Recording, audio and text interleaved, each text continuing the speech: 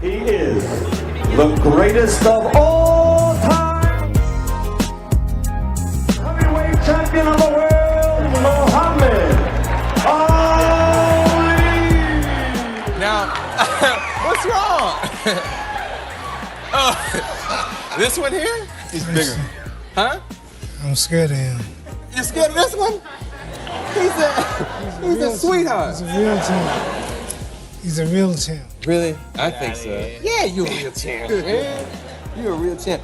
Who would have won if you fought this man in your prime?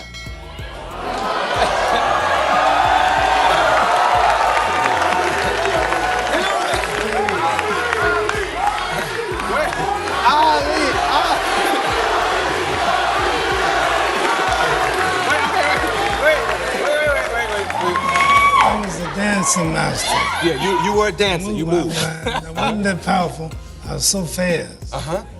If he hit me, he's best if he catch me. Yeah. What would you say, Mike? I by no means, I'm vain. I know I'm great, but can I tell you something? Uh-huh. In this situation, every head must bow, every tongue must confess. This is the greatest of all time.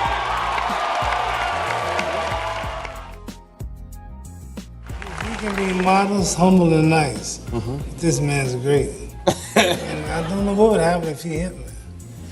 You know, I don't believe that, because the champ is very modest, you know what I mean? Yeah. I seen him in the ring with killers. I seen him in there with killers, like Foreman, Shavers, guys that hit much harder than I. Yeah. And, you know, he takes these guys' greatest punches, and that's what made him such a champion. I mean, even though I heard him say he didn't believe, he must have believed, because that's why, from watching Ali, gave me the great deal of confidence and deep down in the belief, to believe there's no man in this planet could beat me. From listening to him for all those years since I was a little boy. Yeah. And he used to make every prediction comes true, and he used to take his character and use it to reflect against his opponents, and he made them believe that he was invincible. And so that's my great inspiration. Yes.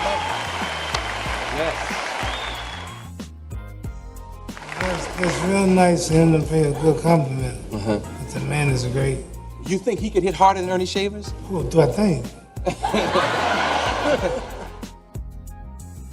My purpose at the age of 12 was boxing.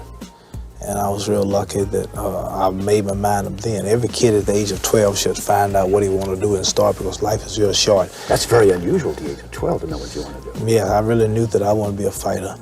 Be a fighter, not only a fighter, but a fighter who stayed with his people, married his own race, and didn't sell his people and forget them because he could get rich. Like many of them, I saw many celebrities and black and white women and movie stars that marry out of their own race and seem to feel their own people are not good enough after they get rich. And this is a thing among black people, how we're known for leaving once we make it in Hollywood or movie or whatever we are.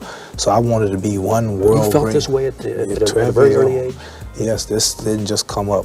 The things that I've stood for and represent was always in me. And the Honorable Elijah Muhammad and hearing the teachings of Islam brought it out, but this has always been in me, freedom for my people and standing up, being independent. I'll tell you something. I don't think I've ever said this before, but I'll tell you.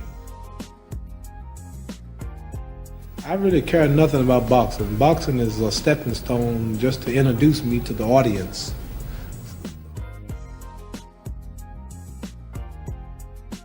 If I was still in Louisville, Kentucky, and never was a boxer, I might get killed next week in some type of little freedom struggle and you never read the news. But now, if I'm even say the wrong thing, it makes news. So like, boxing is just to introduce me to the struggle. Like when I speak, I draw people in the States to draw my people, to teach them various things which will give them dignity, pride, and self-help, and go for self, help the ghetto, and help the dope, prostitution problem, the juveniles, and I use my image to help or do all I can to stop a lot of trouble among our own people, fighting and killing each other. So boxing is just going to be another year, but my main fight is for freedom and equality, and this is what I plan to do in boxing. It's good for livelihood, but mainly money don't really mean nothing, because I proved that when I gave up the title, not knowing if I'm coming back or not for 4 years, and they let me back on my terms. I didn't deny nothing, I believe. I'm still the same everything. So if even today, if my title hadn't been given back to me, if I got such in poverty where I had to go find a job, I would have did that. But I made a good living speaking in colleges because the war got unpopular, and so many black militants who were trying to do all they could, and I was naturally right in the middle of all of it and represented it, and that kept me alive. But if I couldn't fight, I would still not be fighting. So number one comes freedom first for my people, equality, and this is what I plan to do after I'm through fighting, working with nothing but the people, the little people in the alleys, the wine heads, the downtrodden people, going out among them and helping them with my image.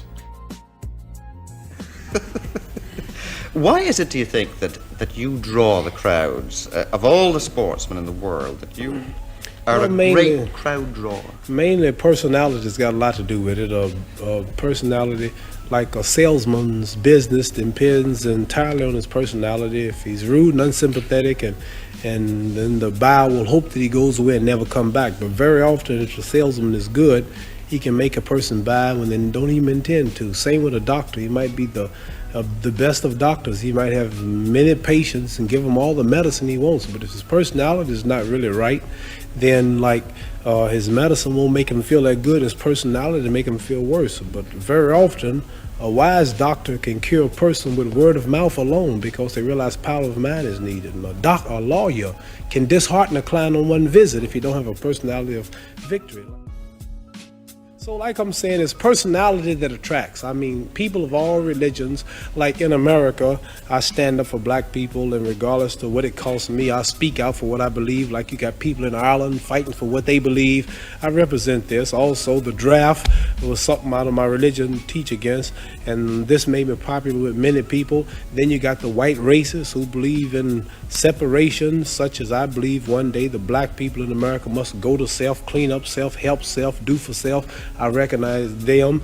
Then you got all the Muslims in Saudi Arabia, Pakistan, Syria, Lebanon, India, all throughout Kuwait, Abu Dhabi, all throughout Libya. They all recognize me because of the name Muhammad Ali. And yet all of this up, all I represent in my confidence. I am the greatest. I cannot lose. I'm pretty. And every man believes he's the greatest. Every man would like to be the greatest. Many want to say this, but they fear it. And they see this in myself, and some hate me for it, and some love me for it. So add it all up, and we have a large crowd.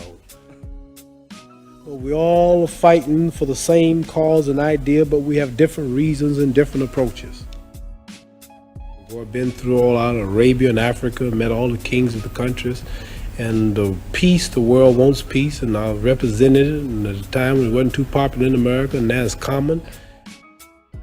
Because this is a hard world. Don't nobody give you nothing. You have to work for it, right? Right. So I'm blessed to be able to beat up everybody. So I want to beat up everybody until I can't beat them no more. If I can go 10 more years, I'm going to keep on doing it.